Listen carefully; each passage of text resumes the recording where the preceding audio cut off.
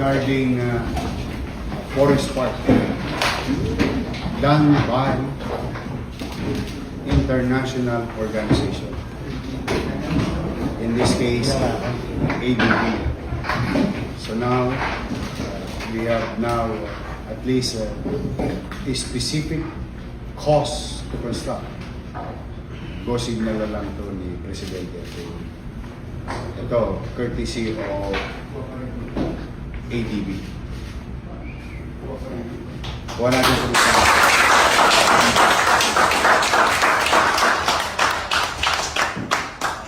2.3, no?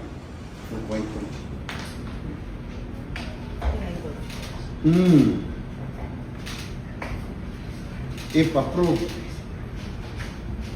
wala na tayo at wala na yung mga anak natin at apo natin.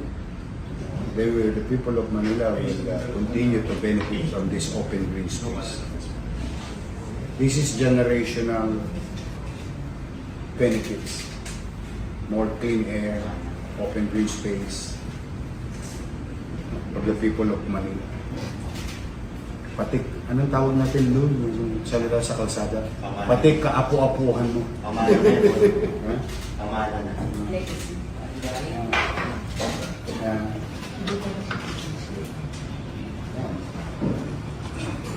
Solution for more livable cities. Sabi mo. ADB